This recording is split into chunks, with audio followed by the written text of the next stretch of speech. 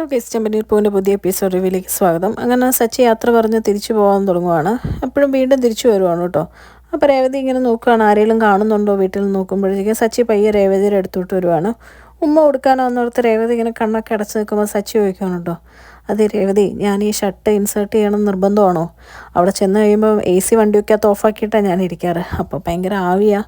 ചിലപ്പോൾ ഞാൻ ഷർട്ടിന് രണ്ടുമൂന്ന് ബട്ടണൊക്കെ ഊരിയിട്ടാണ് ഇരിക്കാറെന്ന് പറയുമ്പോൾ രേവതി ആകെ മുഖത്തൊരു ചമ്മലോടുകൂടി പറയാണ്, കുഴപ്പമില്ല, പക്ഷേ ഇന്ന് എന്തായാലും ഇങ്ങനെ പോയാൽ മതിയെന്ന് പറയുവാണ് കേട്ടോ.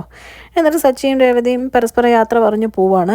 അത് കഴിഞ്ഞ് തിരിച്ച് ഭയങ്കര സന്തോഷത്തോടെ വരുന്ന രേവതിയെ കണ്ടിട്ട് അച്ഛൻ പറയുവാണ്, മോളെ ഒരിക്കലും ഇത്ര സന്തോഷത്തോടെ കണ്ടിട്ടില്ല, വീട്ടിൽ വിളിച്ച് ഇപ്പം തന്നെ അമ്മയോട് പറ, അവർക്ക് സന്തോഷമാവട്ടെ എന്നൊക്കെ പറയുവാണ് കേട്ടോ. പിന്നെ കാണിക്കുന്ന വിമലേനെയാണ്. വിമല ആകെ കൂടെ നടന്ന് ക്ഷീണിച്ച് വരുമ്പോഴത്തേക്കും ഒരു പരിചയക്കാരി ചോദിക്കുന്നുണ്ട്, കല്യാണി വിളിക്കാറുണ്ടോ, എന്ത് പറയുന്നു എന്നൊക്കെ ചോദിക്കുമ്പം കുഴപ്പമില്ല, വിളിക്കാറുണ്ട്, ജോലി തിരക്കാന്നൊക്കെ പറഞ്ഞിട്ട് അങ്ങ് നടക്കുവാണ് കേട്ടോ. നടക്കുന്ന പാടെ വിമല അവിടെ ബോധം കെട്ട് വീഴുവാണ്.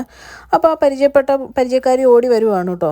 പുള്ളിക്കാരി പെട്ടെന്ന് അയ്യോ എന്ത് പറ്റിയെന്നുള്ള രീതിയിൽ ഓടി വരുവാണ് കേട്ടോ. അപ്പോഴത്തേക്ക് നാട്ടുകാരൊക്കെ ഓടി കൂടുന്നുണ്ട്. അപ്പോൾ ആ പുള്ളിക്കാരി ചോദിക്കുന്നുണ്ട് എല്ലാവരോടും, ആരുടെയും കയ്യിൽ വെള്ളം ഉണ്ടെങ്കിൽ ഇച്ചിരി താന്ന് പറഞ്ഞ് വെള്ളം മേടിച്ച് മുഖത്ത് തളിക്കുവാണ് കേട്ടോ. എന്നിട്ട് വിമലയെടുത്ത് എഴുന്നേക്ക് എന്ന് പറഞ്ഞ് അവിടെ പയ്യെ പിടിച്ചുകൊണ്ട് അടുത്തൊരു ബസ് സ്റ്റോപ്പിൽ ഇരുത്തുവാണ് കേട്ടോ.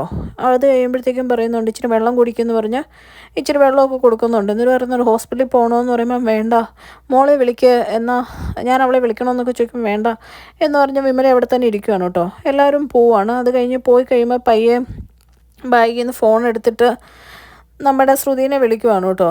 ശ്രുതിനെ വിളിക്കാൻ നേരത്ത് ശ്രുതിയുടെ ഫോൺ എടുക്കുന്നത് ചന്ദ്രയാണ്. ചന്ദ്ര ഈ ഫോൺ കണ്ടിട്ട് ഇങ്ങനെ പറയുവാണ്, ഇത് ഏത് നമ്പരാ, വല്ലോ ബുക്കിംഗ് ആണോ, പരിചയമില്ലാത്ത നമ്പറാണല്ലോ, ഒന്നും സേവ് ചെയ്തിട്ടില്ല, എന്തായാലും ഫോൺ എടുക്കാം, ഇനി ബുക്കിംഗ് ആണെങ്കിൽ മോളുടേത് പോവണ്ടെന്ന് പറഞ്ഞ് ഫോൺ എടുക്കുമ്പോഴത്തേക്കും വിമല പറയുവാണ്, മോളെ കല്യാണി കേൾക്കുന്നുണ്ടോ, എനിക്ക് സംസാരിക്കാൻ പറ്റുന്ന അവസ്ഥയാണോ, ഞാൻ സംസാരിച്ചോട്ടെ, കുഴപ്പമുണ്ടോ എന്നിങ്ങനെ ചോദിക്കുവാണ് കേട്ടോ. ഇത് കേൾക്കുന്ന ചന്ദ്ര ചോദിക്കുവാണ്, കല്യാണിയോ എന്ന് ചോദിക്കുമ്പോഴേക്കും പെട്ടെന്ന് വിമല പറയാണ്, അല്ല നമ്പർ മാറിപ്പോയതാ, സോറി, റോങ് നമ്പർ എന്ന് പറഞ്ഞ് ഫോൺ വെക്കുവാണ് കേട്ടോ. ഇത് കേൾക്കുന്ന ചന്ദ്ര ഒരുമാതിരി എന്തോ ഒരു സംശയം തോന്നുന്നുണ്ട്, പക്ഷെ അതങ്ങ് വിട്ടു കളയുവാണ് കേട്ടോ. എന്നിട്ട് ചന്ദ്ര ആരെങ്കിലും ആയിരിക്കും നമ്പർ മാറിപ്പോയെന്നുള്ള രീതിയിൽ ഫോൺ അവിടെ വെക്കുവാണ്. പിന്നെ കാണിക്കുന്നത് നമ്മുടെ സച്ചിനെയാണ് കേട്ടോ. സച്ചി നമ്മുടെ മറ്റുള്ള ഡ്രൈവേഴ്സിൻ്റെ കൂടെ അവിടെ ഇങ്ങനെ സ്റ്റാൻഡിൽ നിൽക്കുവാണ്. കൂടെ ടെൻഷൻ അടിച്ച് എന്തോ പിച്ചും പേയൊക്കെ പറഞ്ഞ് താഴെ ഇരിക്കുവാണ് കേട്ടോ. അപ്പോൾ അവർ ചോദിക്കുന്നുണ്ട്, ഇവനിതെന്ത് പറ്റി, ചോദിക്കടാ മഹേഷ് എന്ന് ചോദിക്കുമ്പോൾ മഹേഷ് വരുവാണ്, എന്താടാ നിനക്ക് എന്തോ ഒരു മാറ്റം ഉണ്ടല്ലോ എന്ന് പറയുമ്പോൾ, അത് ഞാനൊരു കാര്യം ചോദിക്കട്ടെ, നീ അത് എങ്ങനെ എടുക്കും എന്നറിയത്തോണ്ടാ എന്ന് പറയുമ്പോഴേക്കും മഹേഷ് പറയുവാണ്, എന്തോ കാശിന് ആവശ്യമുണ്ടോ, അത് ചോദിക്കാനാണോ നിനക്ക് എത്ര മടി, ചോദിക്കാൻ പാടില്ലേ എന്ന് ചോദിക്കുമ്പോൾ പറയാം, അതല്ലടാ, ഈ കല്യാണം കഴിഞ്ഞിട്ട് എപ്പോഴാണ് പിള്ളേരുണ്ടാവുന്നതെന്ന് ചോദിക്കണം കേട്ടോ. അപ്പോൾ ഒരാൾ പറയും 10 മാസത്തിനുള്ളിൽ ഉണ്ടായി, വേറൊരാൾക്ക് 3 വർഷം. അപ്പം സച്ചി ഇങ്ങനെ 3 വർഷവും 10 മാസം, അപ്പോൾ ഇതിന് കണക്കൊന്നും ഇല്ലേ, എപ്പം വേണമെങ്കിലും തോന്നുന്ന പോലെയാണോ ഉണ്ടാവുന്നത് എന്നൊക്കെ മഹേഷിനോട് ചോദിക്കുവാണ് കേട്ടോ. അപ്പോൾ മഹേഷ് പറയാം, അതൊക്കെ ദൈവമല്ലേടാ തരുന്നേ, നമ്മളല്ലല്ലോ എന്ന് പറയുമ്പോഴത്തേക്കും സച്ചി ഒരു ചോദിക്കണം, നമ്മളല്ലേ, അപ്പോൾ നമുക്കിതിലൊരു ഇതുമില്ലെന്ന് ചോദിക്കുമ്പോഴത്തേക്കും മഹേഷ് പറയാണ്, നീ എന്തൊക്കെയാ ഈ പറയുന്നത്, നീ എന്നെ ഈ പറയുന്നത്, നിനക്കിപ്പോൾ എന്താ പ്രശ്നം എന്ന് ചോദിക്കുമ്പോഴത്തേക്കും, അല്ല ഈ നിൻ്റെ ശാന്തി മുഹൂർത്തം എപ്പോഴാണ് കഴിഞ്ഞതെന്ന് സച്ചി മഹേഷിനോട് ചോദിക്കുമ്പോഴത്തേക്കും മഹേഷ് പറയും, എൻ്റെ അന്ന് തന്നെ കഴിഞ്ഞു എന്ന് പറയുമ്പോഴത്തേക്കും സച്ചി പറയാണ്, അമ്പടെ ഭീകരാ, അപ്പോൾ അത് കഴിഞ്ഞ് കഴിഞ്ഞാൽ എപ്പോൾ കൊച്ചുണ്ടാവും എന്ന് ചോദിക്കുവാണ് കേട്ടോ. അതൊക്കെ ദൈവം അനുഗ്രഹിക്കുന്ന പോലെ ഇരിക്കൂടാ, പ്രഗ്നൻ്റ് ആയാൽ കൊച്ചെപ്പോൾ ഉണ്ടാവും എന്ന് കറക്റ്റ് പറയാൻ പറ്റും, പക്ഷേ എപ്പോൾ പ്രഗ്നൻ്റ് ആവും എന്നുള്ളതൊന്നും ഉറപ്പില്ല എന്ന് പറയുവാണ് കേട്ടോ. എന്നിട്ട് അവർ ചോദിക്കുന്നുണ്ട്, എന്താ ഇപ്പോൾ പെട്ടെന്ന് എനിക്ക് ഇങ്ങനെയൊക്കെ ചോദിക്കാമെന്ന് ചോദിക്കുവാണ്.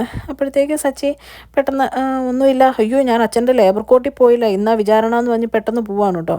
അപ്പോൾ അവർ പറയാണ്, പൊക്കോ വരുമ്പോൾ ഞങ്ങൾ ചോദിക്കും എന്ന് പറഞ്ഞ് വിടുവാണ്. സച്ചി അവിടെ നിന്ന് പോവുകയാണ് കേട്ടോ. പിന്നെ കാണിക്കുന്നത് ചന്ദ്ര ആപ്പിൾ മുറിച്ചുകൊണ്ടിരിക്കുന്ന സമയത്ത് തുണിയൊക്കെ അലക്കാൻ വേണ്ടിയിട്ട് രേവതി തുണി എടുത്തുകൊണ്ട് വരുവാണ് കേട്ടോ. ആ സമയത്ത് ശ്രുതിനെ ചന്ദ്ര വിളിക്കുന്നുണ്ട്, വാ മോളെ വാ ആപ്പിൾ കഴിക്കുമെന്ന് പറഞ്ഞ് മുറിച്ച് നമ്മുടെ ശ്രുതിക്കും കൊടുക്കുവാണ് കേട്ടോ. ആ സമയത്ത് ചന്ദ്ര നോക്കുമ്പോഴത്തേക്കും രേവതി ഒരു കോലെ കുത്തിയെടുത്ത് മാറ്റി വെക്കുന്നതാണ് കേട്ടോ. അത് കാണുമ്പോഴത്തേക്കും ചന്ദ്ര പറയുന്നുണ്ട്, ഇതെന്താടി എടുത്ത് മാറ്റുന്നതെന്ന് പറയുമ്പോഴേക്കും ഇത് സച്ചിയേട്ടൻ്റെ അല്ല എന്നിങ്ങനെ പറയുവാണ് കേട്ടോ. അപ്പോഴത്തേക്കും ചന്ദ്ര കളിയാക്കി പറയുവാണ്, അവൻ്റെ അല്ല എന്ന് കണ്ടപ്പോഴേ മനസ്സിലായി, അവൻ 4 എണ്ണം 100 രൂപയ്ക്ക് കിട്ടുന്നിടത്തുനിന്നാണ് മേടിച്ചിടുന്നത് എന്നിങ്ങനെ കളിയാക്കി പറയുവാണ് കേട്ടോ. അത് സുധിയുടെ അത് ഭയങ്കര കോസ്റ്റ്ലിയാന്ന് പറയുമ്പോഴത്തേക്കും കേൾക്കുന്ന രേവതിക്ക് ദേഷ്യം വന്നിട്ട് രേവതി പറയുകയാണ്, അങ്ങേരങ്ങ് മേടിച്ചിടുന്നുണ്ടെങ്കിൽ അങ്ങേരുടെ സ്വന്തം കാശിനാണ് മേടിച്ചിടുന്നത് എന്നിങ്ങനെ പറയുവാണ് കേട്ടോ. അപ്പോഴേക്കും ചന്ദ്ര പറയുകയാണ്, ഇതിന് മാത്രം കണക്കൊന്നും പറയേണ്ട കാര്യമില്ല, ആകെ 4000 രൂപയും തരും, 40 കണക്കും പറയും എന്ന് പറയുമ്പോഴത്തേക്കും നമ്മുടെ രേവതി പറയാണ്, എങ്കിലും തരുന്നുണ്ടല്ലോ എന്നുള്ള രീതി പറയുവാണ് കേട്ടോ. എന്നിട്ട് രേവതി ചന്ദ്രയോടും ശ്രുതിയോടും പറയുകയാണ്, ഞാൻ അച്ഛൻ്റെയും അമ്മയുടെയും എൻ്റെ ഭർത്താവിൻ്റെയും ശ്രീകാന്തിൻ്റെയും തുണി അലക്കും.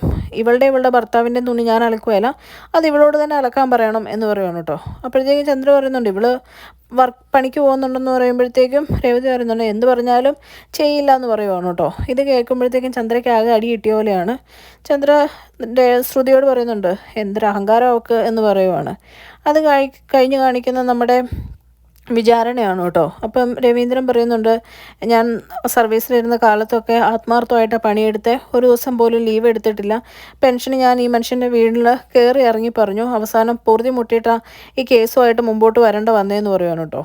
അപ്പോഴത്തേക്കും ജഡ്ജി പറയുന്നുണ്ട്, പിന്നെ എന്താ തൻ്റെ പെൻഷൻ ഇയാൾ അനുവദിക്കാത്തതെന്ന് ചോദിക്കുമ്പോഴത്തേക്കും അയാളെ ഇപ്പോൾ സംസാരിക്കാൻ തുടങ്ങുമ്പോൾ ജഡ്ജി പറയുകയാണ്, തന്നോടല്ലോ ചോദിച്ചത്, ഞാൻ രവീന്ദ്രനോടല്ലോ ചോദിച്ചത്. രവീന്ദ്രൻ പറയുമെന്ന് പറയുമ്പോഴത്തേക്കും രവീന്ദ്രൻ പറയുകയാണ്, അത് എൻ്റെ ഫംഗ്ഷൻ്റെ അന്ന്, റിട്ടയർമെൻറ്റ് ഫംഗ്ഷൻ അന്ന് ഇയാൾ എന്നെ കളിയാക്കി സംസാരിക്കുന്ന കേട്ട എൻ്റെ ഇളയ മകൻ ഇയാളുടെ ഷർട്ടിന് കയറി പിടിച്ചു. അതിന് ക്ഷമ പറയാൻ ഞാൻ സാറിൻ്റെ വീട്ടിൽ 2-3 തവണ പോയതാ, മാപ്പും ഞാൻ പറഞ്ഞതാ, പക്ഷേ എന്നിട്ടും അത് തടഞ്ഞു വെച്ചു മനഃപൂർവ്വം എന്ന് പറയുവാണ് കേട്ടോ. ഇങ്ങനെ സംസാരിച്ചുകൊണ്ടിരിക്കുന്ന സമയത്താണ് പെട്ടെന്ന് സച്ചി കോർട്ടിൻ്റെ അകത്തോട്ട് കയറി വരുന്നത്. സച്ചി ഓടി പിടച്ച് കോടതി നടക്കുവാന്നൊന്നും നോക്കാതെ ചാടി, അച്ഛാ സോറി അച്ഛാ, ഞാൻ ഇച്ചിരി ലേറ്റായി പോയി എന്ന് പറയുകയാണ് കേട്ടോ. ഇത് കാണുന്ന ജഡ്ജിക്ക് ദേഷ്യം വരുവാണ്. ജഡ്ജി ചോദിക്കുകയാണ്, ഇതൊരു കോടതിയാണെന്ന് അറിയാൻ പാടില്ല, ഇതാരാ എന്നിങ്ങനെ ദേഷ്യപ്പെട്ട് ചോദിക്കുകയാണ് കേട്ടോ. അത് കണ്ട് നിൽക്കുന്ന സച്ചിനെ രവീന്ദ്രനെ കാണിച്ചാണ് ഇന്നത്തെ എപ്പിസോഡ് അവസാനിക്കുന്നത്. ചാനൽ ഇഷ്ടപ്പെട്ട ലൈക്ക് ചെയ്യാൻ സബ്സ്ക്രൈബ്